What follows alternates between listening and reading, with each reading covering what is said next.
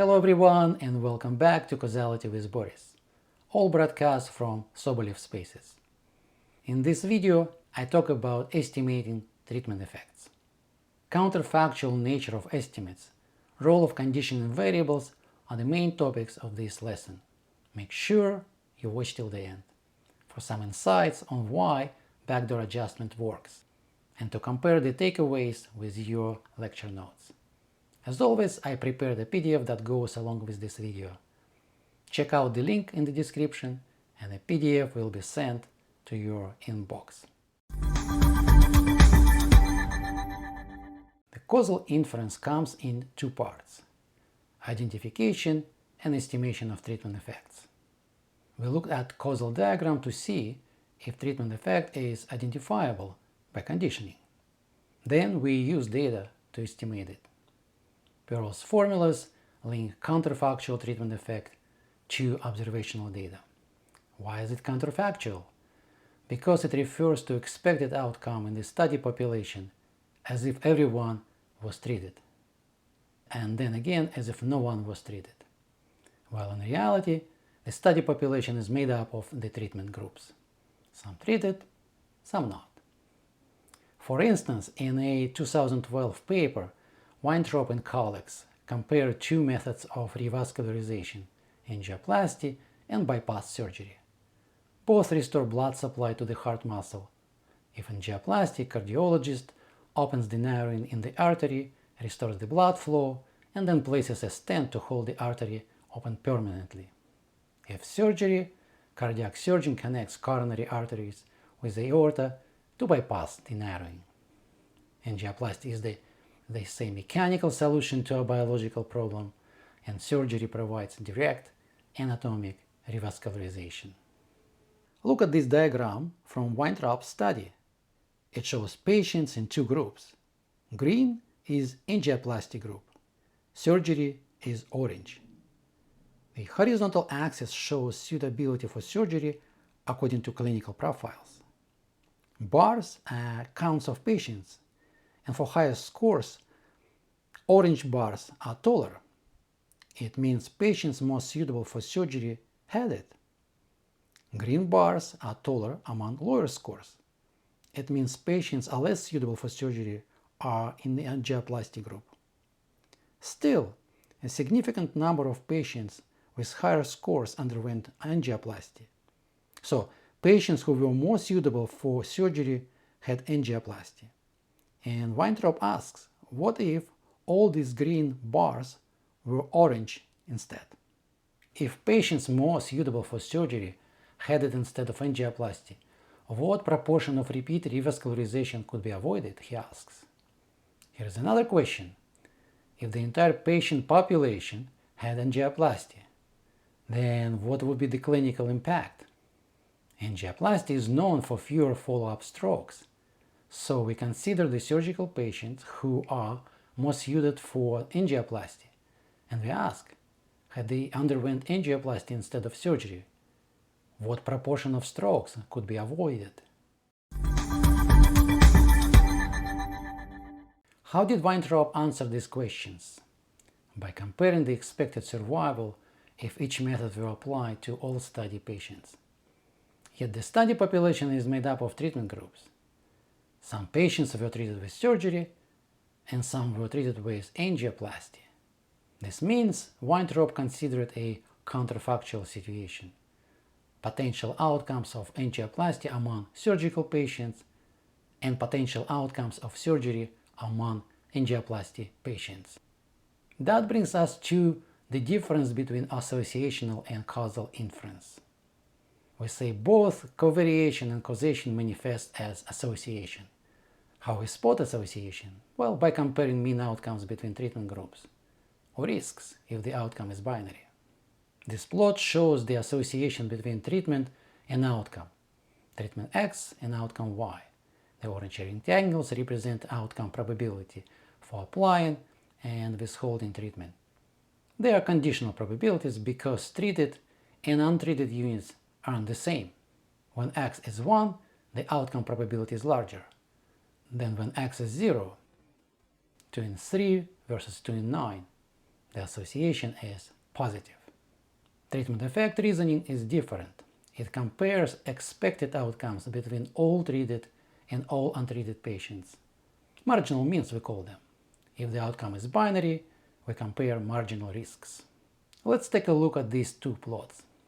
They show marginal risks for applying and withholding treatment. Here, treatment is considered for the entire study population. The outcome probabilities are shown on two separate plots. They represent the proportion of units with the outcome, that is, among all units in the study population. The same units are among treated and among untreated. Our notation reflects that we consider the entire population under two treatments, boldface capital P1 and boldface capital not. So what's the treatment effect? It's the difference between these two population parameters. The distinction matters. Statistics is concerned with associational inference. It tests the difference in conditional means and conditional risks. Treatment effect is concerned with the difference in marginal means and marginal risks. Pearl's adjustment formula links conditional and marginal means. What's conditional mean? It's a mean outcome given treatment and conditioning variables. And how we calculate marginal means? We average the conditional means over the distribution of conditioning variables. Consider a set of variables.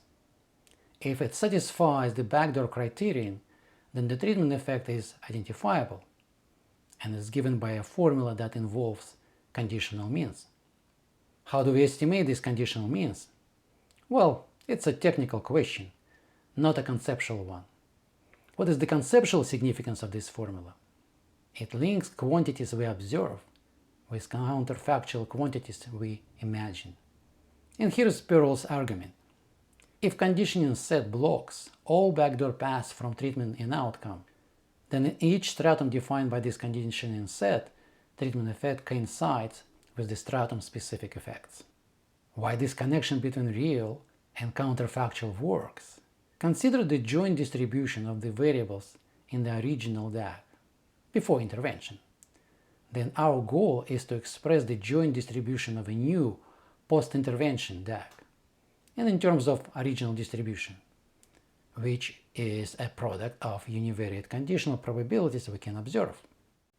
When we control the value of treatment variable, this means its parents do not affect its value anymore. Graphically, this corresponds to removing the arrows pointing to treatment. In new DAG, post-intervention treatment variable is unconditionally independent from all variables in the conditioning set.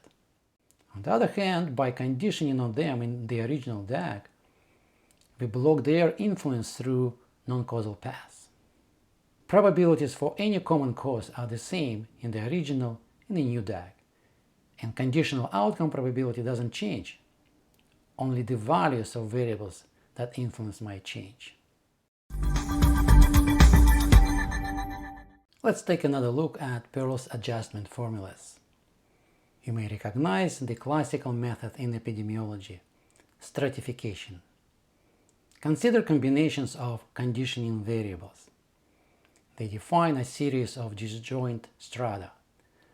Now, estimate the difference in expected outcome between treatment groups within each strata. The treatment effect will be an average of stratum-specific differences, with appropriate weighting for the distribution of strata in the study population. This graph shows an example, hypothetical example of two strata. One is blue and the other is purple. The shade of the stratum color represents treatment groups. The lighter shades are the control group. Boxes denote the outcome occurrence. We estimate the outcome probability in treatment groups in each stratum. For the blue stratum in this hypothetical example, it's 1 in 2 in the control group and 1 in 4 in the treatment group. For the purple stratum, it's 4 in 7 in the control group and 2 in 7 in the treatment group. In our hip fracture example, 140,000 observations were classified to 64 strata. In each stratum, we split the observations between surgery timing groups and then computed risk difference. This table shows 5 out of 64 strata. There was a significant variation in stratum-specific effect, from 0 to 60 deaths per 1,000 surgeries. To obtain the overall effect of timing on mortality, we weighted the stratum-specific effects by the proportion of observations in each stratum. In the entire study population, all 140,000 observations, not in timing groups. This table shows the result of this averaging. If all surgeries were within 2 days, then 8 in-hospital deaths for every 1,000 surgeries would be avoided. So this is a classical epidemiological approach. What changed with Pearl's formulas? The answer: the choice of stratification variables. We stratify on a set of variables that satisfy the backdoor criterion. In the classical reasoning, stratification variables are fixed within each stratum, and they don't influence the difference between the treatment groups. Pearl adds one more thing to this reasoning. Stratification variables prevent all other factors from producing covariation between treatment and outcome. What does it mean conceptually? Treatment effect is unbiased within each stratum, and to get an unbiased estimate for the entire study population, we just average the unbiased effects.